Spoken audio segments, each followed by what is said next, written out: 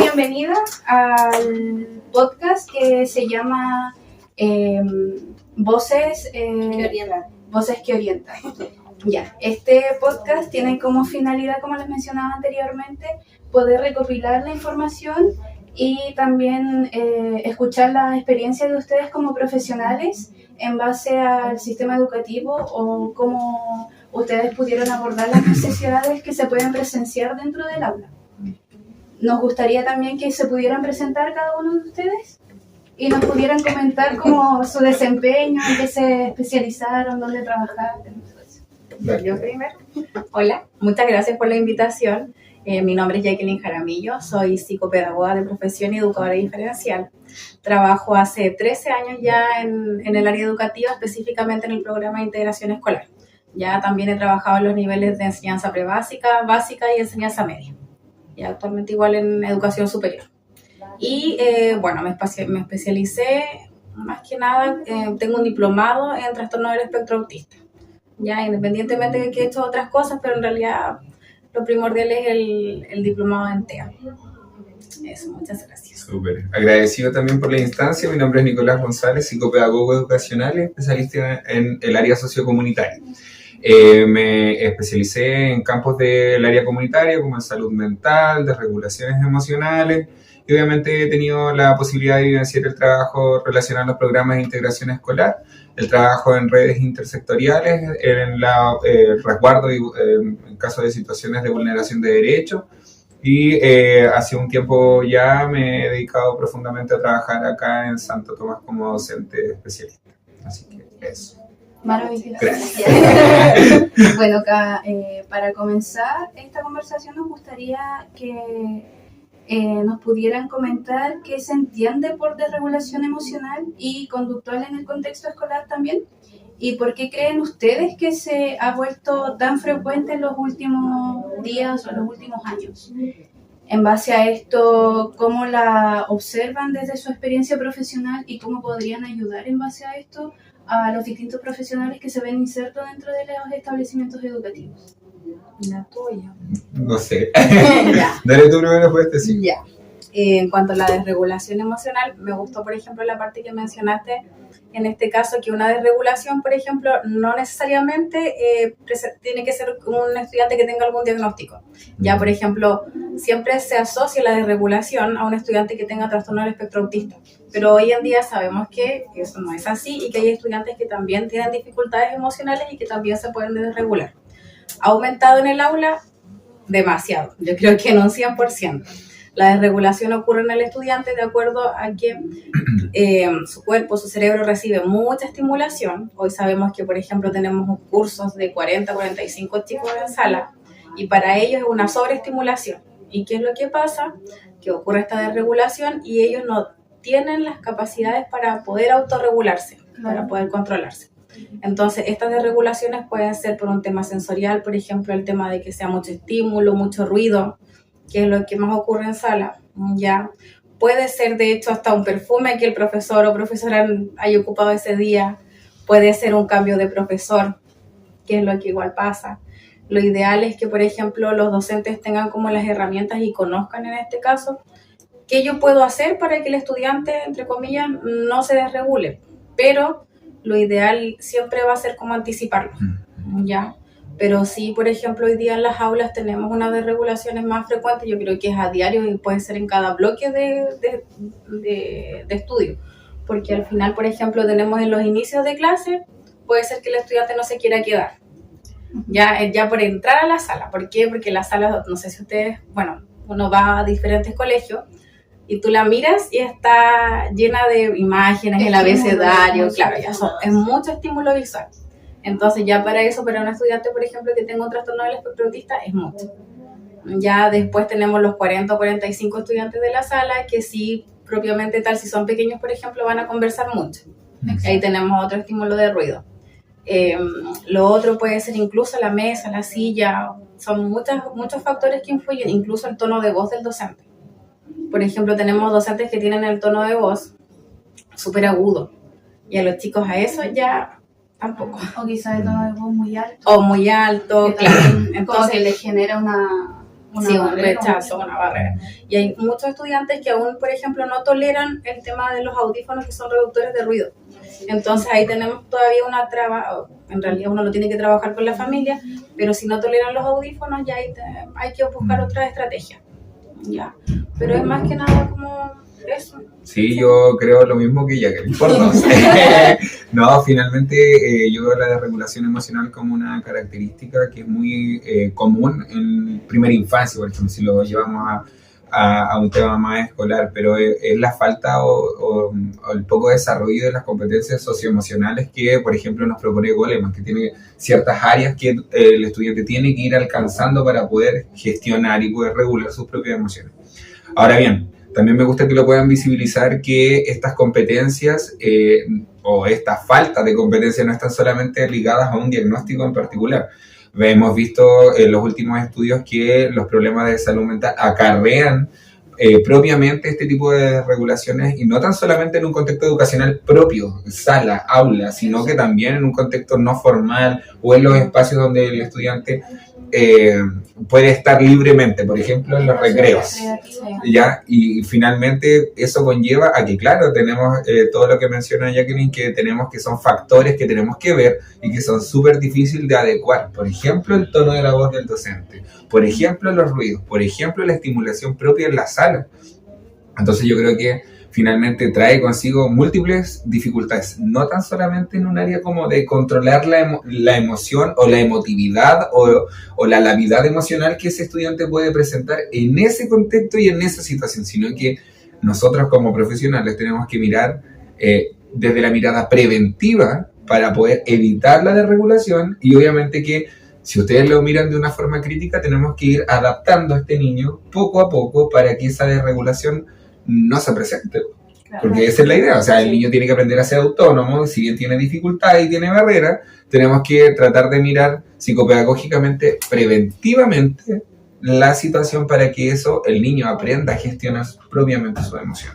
Claro, eso es súper importante, la verdad, en base a lo que ustedes dicen, porque hay profesionales que no conocen como lo que ustedes están diciendo y en el contexto en el cual el colegio se ve enfrentado, los profesionales no están aptos o quizás no están capacitados para abordar estas desregulaciones.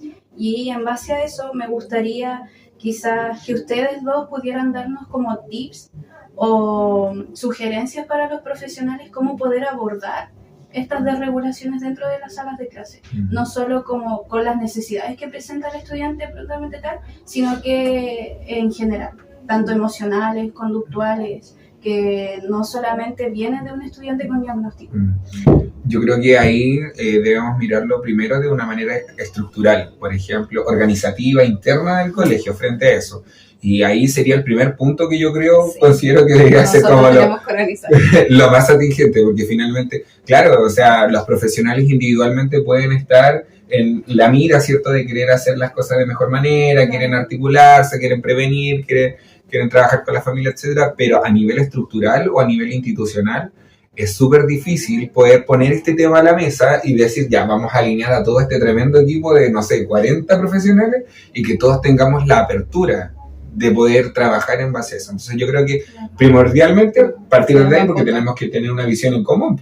No sé qué opinas tú, ya. No, está bien, sí, porque es súper complejo, por ejemplo, más en colegios que son amplios y tienen un campo docente, numeroso, claro, ponerse de acuerdo en realidad con las estrategias que se van a utilizar, pero sí tiene razón, Nicolás, o sea, lo primero que uno tiene que hacer es organizar un colegio. Sí.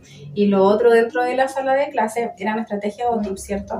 Sí. Mira, yo creo que independientemente he visto mucho en las redes sociales, de hecho hay una página de coordinadores PIE, de educación especial, y preguntan, docente X, dice, colegas, busco ATE o capacitación para especializarme en TEA, o colegas, necesito estrategia, ¿qué ATE me recomiendan? ¿Qué curso me recomiendan?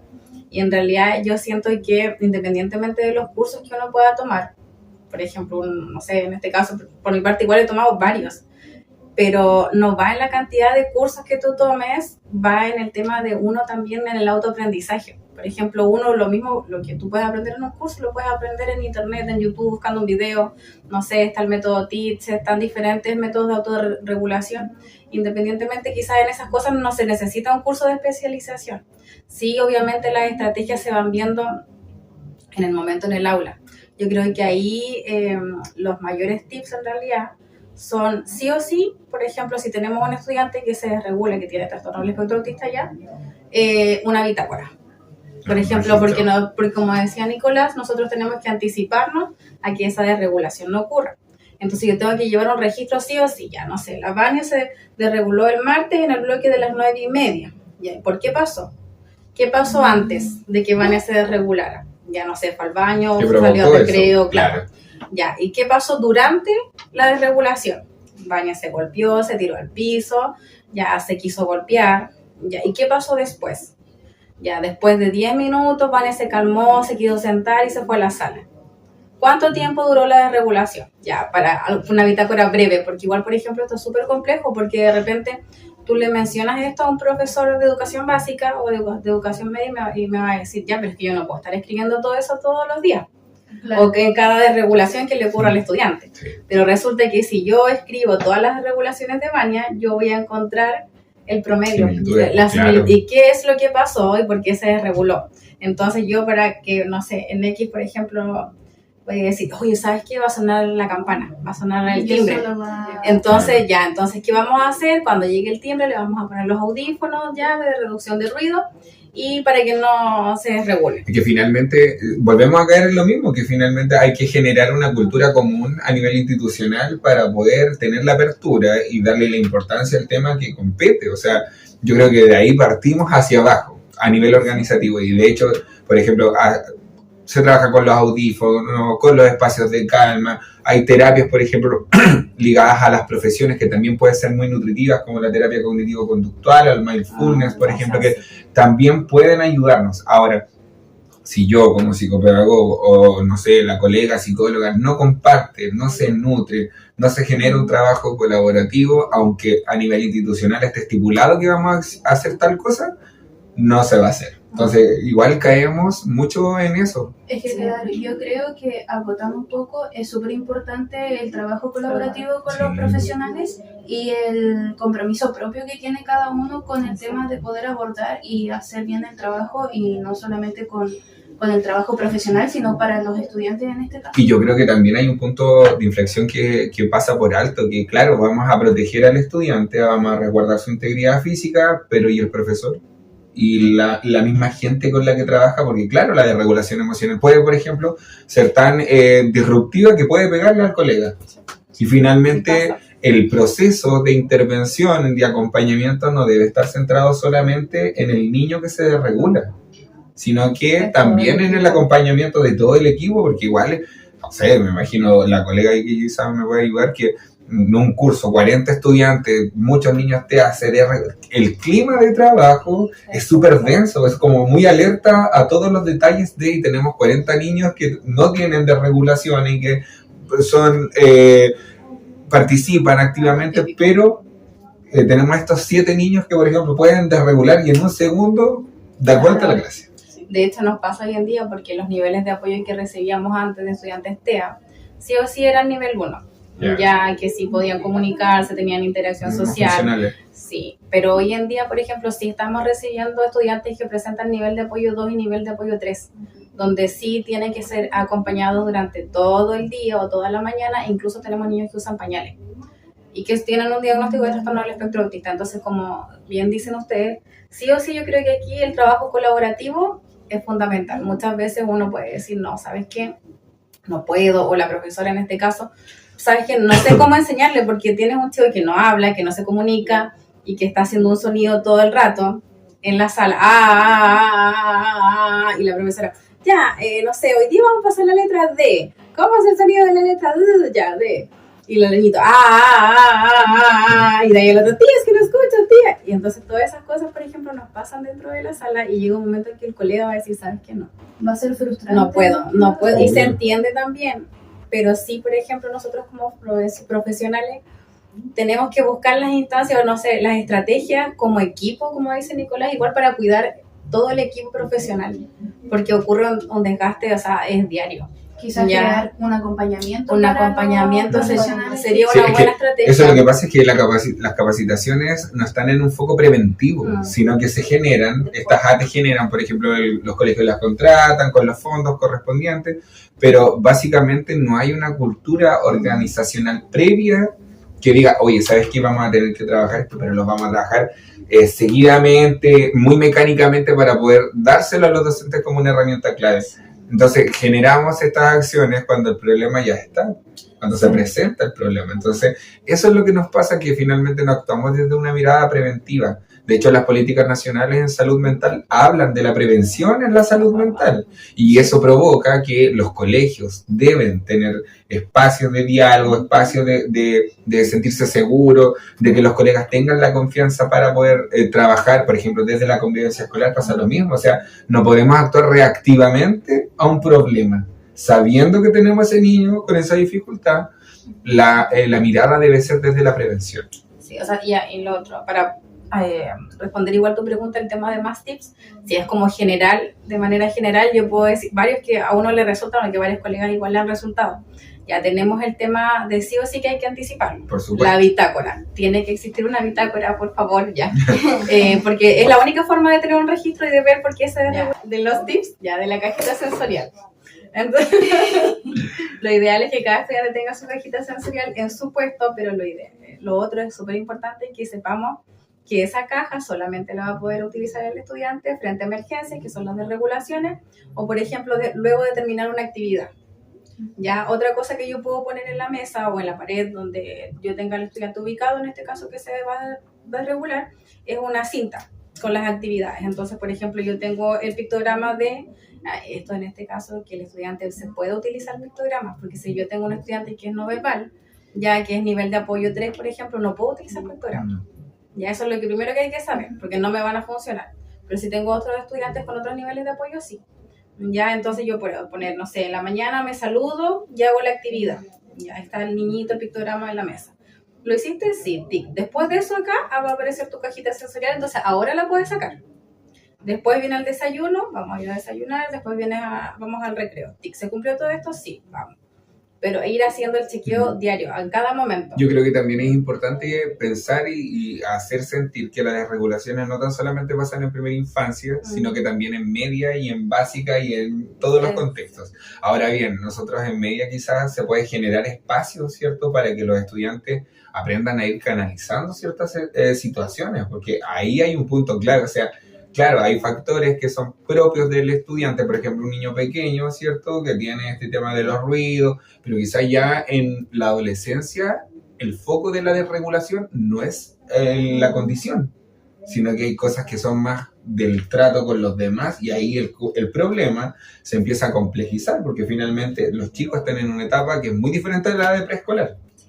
Entonces hay que prepararlos también para que estas estrategias, como dice la colega, podamos irla adaptando, ir articulando para que este grupo de jóvenes, pues ya son jóvenes, ¿cierto?, puedan ir entendiendo qué hacer en caso de que su compañero, por ejemplo, le pasen ciertas situaciones. Y ahí es un elemento que hay que conversar con los chicos, porque en esa edad les da lo mismo que el otro se desregula, hay un sentido propio. Como la empatía más que claro, nada, porque y aparte que están en la búsqueda constante de una identidad, entonces si no es mi problema, no me hago cargo. Pero igual es un tema. Hoy en día, por ejemplo, lo que nos ha ayudado harto, y sí fue complejo asimilar que teníamos que hacer, es los PAEC, los planes de acompañamiento emocional y conductual. Entonces, por ejemplo, cada colegio, cada establecimiento, independientemente en que tenga PI o no, tiene que tener sus PAEC. Ya tiene que tener, por ejemplo, la identificación del estudiante, por qué ocurren desregulaciones, cómo lo puedo calmar, y eso tiene que estar firmado por el apoderado. Porque la idea es que tú en conjunto lo puedas citar al apoderado y le consulte, o sea, qué pasa en la casa, por qué se desregula, qué le gusta, qué no le gusta, qué objeto puedo utilizar para calmarlo. Ya, entonces, como les mencionaba anteriormente, la idea es que después que tú hagas ese PAEC, lo firme el apoderado, se socialice con el equipo de aula en trabajo colaborativo, tú vas a ir a la sala y vas a pegar un pequeño cartelito donde va a ser, entre comillas, como de emergencia. ¿Qué pasa si Juanito Pérez, independientemente que vaya en enseñanza básica o media, se desregula y tira una mesa? Ya, primero es el profesor de aula, después vienen los profesionales de apoyo, el inspector. Y al último, al final, en la fase 3, la idea es que sea el apoderado, pero es lo último que tenemos que hacer. Vamos a llegar a ese punto. Claro, la idea es que el apoderado no sienta tampoco de que cada vez lo vamos a estar llamando, porque lo ideal es que nosotros como profesionales competentes podamos llegar a hacer volver a la calma a ese estudiante. Ya, entonces eso es súper importante también, que se cumplan como los decretos o las orientaciones que entrega el ministerio, porque muchas veces decimos, sí, es harto papeleo y lo he dicho, pero por ejemplo en este caso sí nos ha servido harto.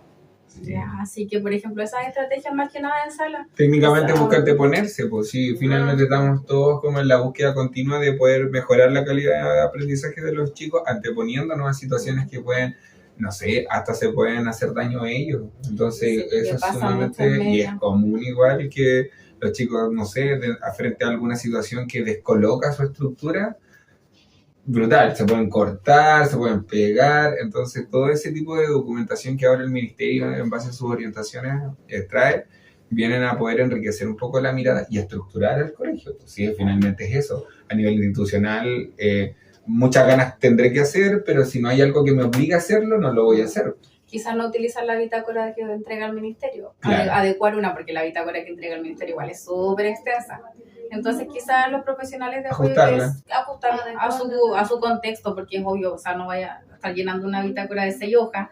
Si puedes tener una que sea ya con cosas puntuales, claro. Sí.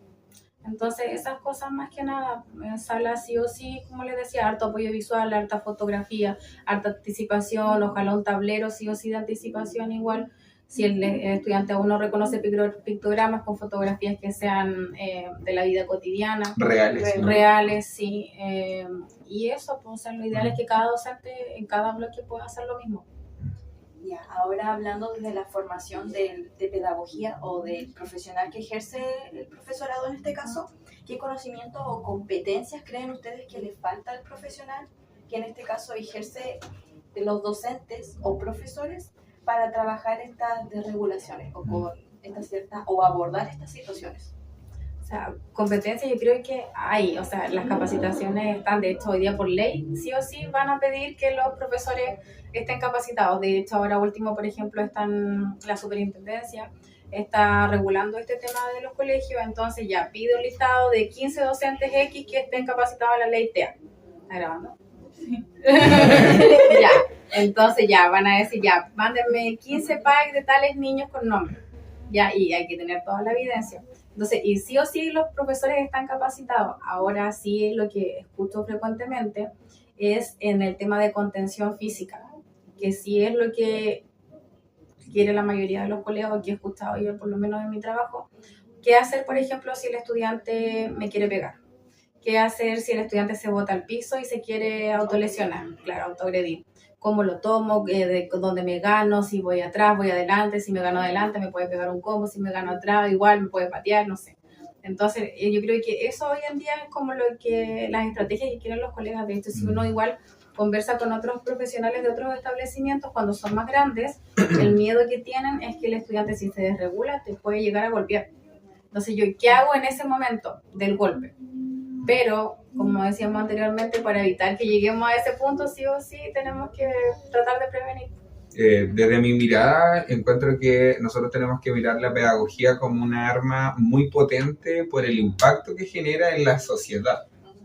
Y en base a eso, yo sí considero que hay tremendas carencias a nivel de competencias genéricas, de especialidad, de área, porque finalmente las mallas de pedagogía tiene que pasar mucho tiempo como para que haya una nueva actualización en cuanto a lo que los docentes y profesionales del área, todos, debiésemos conocer. Entonces yo considero que hay conocimientos que son disciplinares que debemos tener como propios en el campo. O sea, por ejemplo, no sé, pues en el caso de nosotros, psicopedagogos, trabajar, por ejemplo, no es lo mismo trabajar con niños que trabajar con adultos.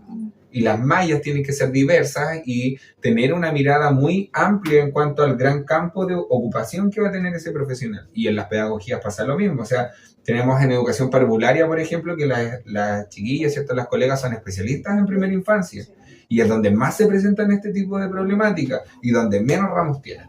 Sí, Entonces, o sea, igual ahí sería un hay- eje preventivo en cuanto a la universidad. Exacto. Porque al final, Pero finalmente las mismas casas de estudio son responsables de poder aportar o darles herramientas a los profesionales que generan un impacto positivo en el aula. Yo creo que desde ahí sería el primer indicador. Y hay otras cosas que también son personales, porque si bien tenemos este proceso de acompañamiento en base a capacitaciones, la idea es que, claro, actuemos desde la prevención, ¿cierto? Pero preparemos no tan solamente al profesional que va a interactuar, sino a la persona que va a interactuar también. Porque hay gente que no está capacitada emocionalmente para poder darle contención a otra, por ejemplo. Y eso es algo natural, y es algo que si el colega me dice, ¿sabes que yo no me siento capacitado emocionalmente para? También es válido. ¿No? Es entendible. Es entendible porque no todos tenemos las competencias. Ahora, el rol de la misma institución, capacitar a estos profesionales, no tan solamente en lo conceptual. Porque claro, nosotros, no sé, en las capacitaciones, ¿qué es la desregulación emocional? Sí, nosotros ya no necesitamos. No, ya eso, no, necesitamos lo práctico, no. así como que ya que el chico se Sí, tira en el en piso, sí, ¿qué hago yo? Porque finalmente eso es lo que genera el impacto. Si la teoría, ahora en un clic, tú abres el computador y ahí está. Pero finalmente creo que hay cosas que se tienen que mejorar en cuanto a la estructura de las mallas curriculares de las universidades. Hay que tener una formación docente que sea muy pertinente, muy atingente y muy práctica. Y en base a eso, y obviamente propiciar un trabajo colaborativo de calidad, pues sí. También tenemos que ser conscientes que el sistema educacional está tan sobrepasado, que los tiempos son muy cortos, que los trabajos colaborativos quizás no tienen el mismo foco que hace 15 o 10 años atrás. Entonces no tenemos que, porque nosotros no trabajamos con mesas, sino que trabajamos con personas que de igual manera necesitan una atención de calidad. ¿Está grabando? Otro aspecto importante es el acompañamiento dentro de la comunidad educativa. ¿Qué tipo de apoyo institucional o red debería recibir el profesorado para no sentirse solo frente a estas situaciones? Bueno, yo creo que principalmente el trabajo del acompañamiento tiene que ser en base primero a lo institucional, que dijimos en el comienzo, donde se tiene que establecer, protocolizar qué puede pasar en ciertas situaciones. O sea que ese equipo de convivencia, ese equipo que ve esta documentación tiene que tener una visión muy integral de cómo se quiere formar este colegio y cómo podemos apuntar a la misión, etc. Ahora bien, en cuanto a las redes intersectoriales que se pueden generar, por ejemplo, vincularnos con equipos que son especializados en, por ejemplo, los COSAM. Ya, los COSAM, estas redes que son asistenciales, donde, por ejemplo, ahora ya hay un vínculo, o se debe generar un vínculo mucho más fuertemente, porque es como que tenemos que despatologizar al COSAM. O sea, no hay solamente profesionales para atender la patología, sino que también esos profesionales que están altamente capacitados para atender un abanico tremendo de dificultades, también pueden aportar, pero no se genera la red. No. Yo creo que ahí debemos, los mismos No, sí, es un buen punto, porque, por ejemplo, o sea, los protocolos en los colegios existen sí o sí. Por ley tienen que estar, si los van a supervisar tienen que tener todos los protocolos habidos por haber, hasta para todos. Para todos, por si acaso. Pero, por ejemplo, también falta la otra parte, que los profesores o el equipo de profesionales que trabajan en los establecimientos conozcan bien el protocolo. Por ejemplo, sí. ese es otro punto. Quizás tener como cosas más visuales de apoyo, porque sí, algunos necesitamos cosas que sean más sintetizadas. Como dice Nicolás, por ejemplo, las redes están, o sea, cada colegio, por ejemplo, tiene su red con el CEFAM, tiene su red con el COSAM, donde ellos también van a hacer algunos talleres a los colegios, pero aún así, como es pobre, yo creo que tocaste un punto que es súper bueno, porque hay profesionales que son súper competentes en los COSAM, pero, por ejemplo, no tenemos la cercanía con ellos.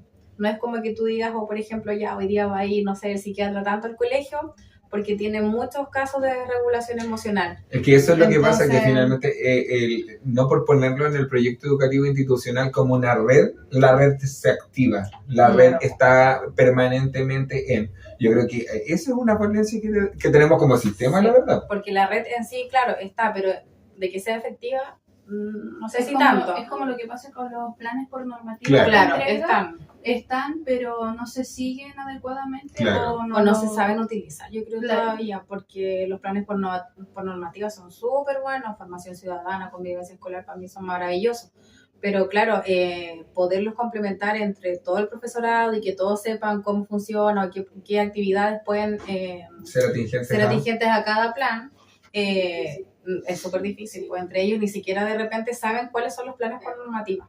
Y hay esa otra falencia. También. Pero sí, por ejemplo, yo creo que tenemos que dejar de ver como que el COSAM es la entidad a la que nosotros, si tenemos un problema X con un niño que tiene, no sé, una necesidad emocional, no, se deriva o se manda un correo o claro.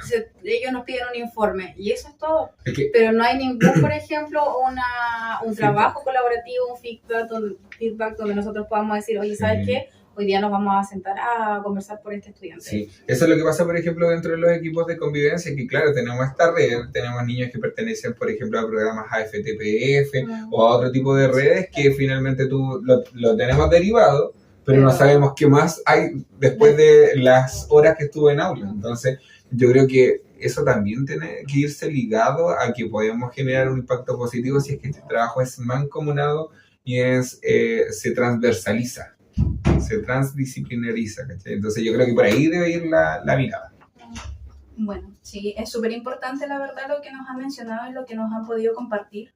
Y como para finalizar, para aquellos docentes que se encuentran insertos dentro del sistema educativo y que se ven muchas veces desbordados ante estas desregulaciones que presentan, ¿qué mensajes ustedes les podrían dar? ¿Cómo podemos sostener la esperanza y la vocación en estos contextos que son desafiantes para estos profesionales?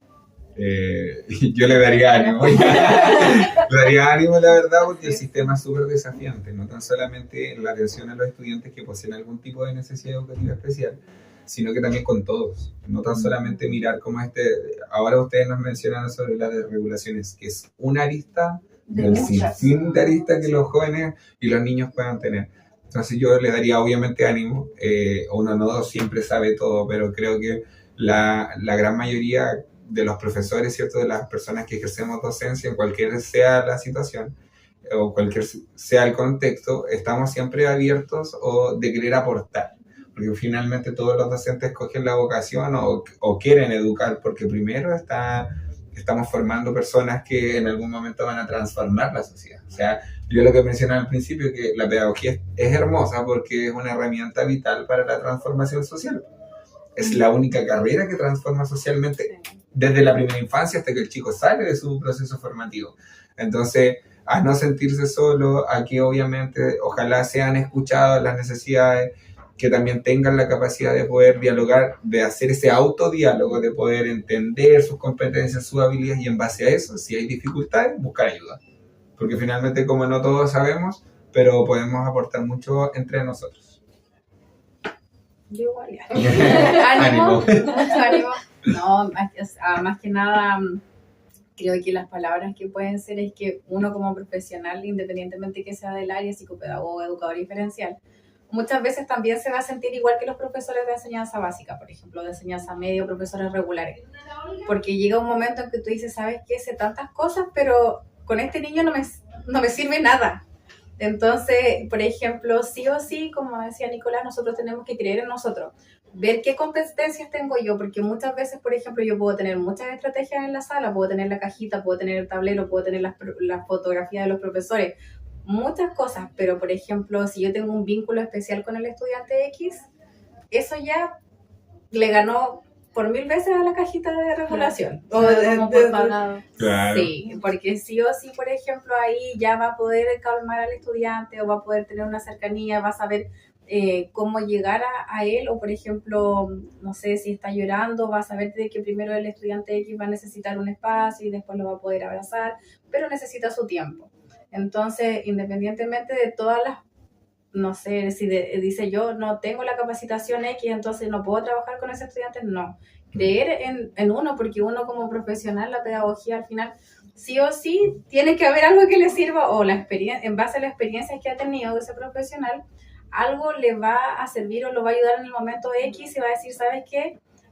Puedo hacer esto. Y si ya en ese instante ya no puede más o dice, no, ya estoy sobrepasado, el equipo de aula yo creo que es un punto primordial, porque al final los profes sí nos han dicho que sí se sienten solos. De hecho, a mí, por ejemplo, me lo dijeron este año, que la profesional se sentía sola. Y claro, porque los trabajos colaborativos son muy pocos, son muy poco frecuentes y tampoco están siendo efectivos. Porque, por ejemplo, nosotros tenemos una carga horaria que es inmensa. Nos dejan un bloque de trabajo colaborativo que es súper poco, donde ese bloque ojalá lo pudiéramos ocupar sí, para adecuar pruebas, a planificar, a hacer material. Entonces es como el momento que uno tiene para trabajar con el colega. O sea, lo ideal es que pudieran tener esos espacios todos los colegios, pero que sean efectivos.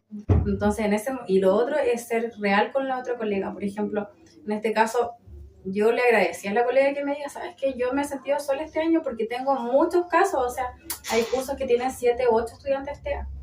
Y antes teníamos un curso X que tenía un estudiante TEA o 2, y ya ese era como, oye, ¿tú tienes el curso que tiene 2 estudiantes TEA? Sí, yo soy allá, y ahora no, el que tiene 8 o 7, y no bajamos de ese número. Entonces es lógico que igual los profesores en este caso igual se sientan solos o se sientan como que no tienen las herramientas, pero en realidad confiar en el equipo de aula yo creo que es primordial. Y confiar en uno mismo Y también. confiar en uno mismo. El trabajo Sí. que está haciendo, que Nunca yo va creo a que ser igual malo. es importante que un profesional se cuestione, ¿lo estaría haciendo bien? Sí. Y encuentro que eso es súper satisfactorio para uno mismo o para la persona que lo ve desde afuera, de, claro, se está cuestionando si lo está haciendo bien porque le importa. Exacto. Porque está comprometido con él y nunca con va a entregar ser un buen malo, por servicio. ejemplo, pensar en el reflejo autorreflexionar.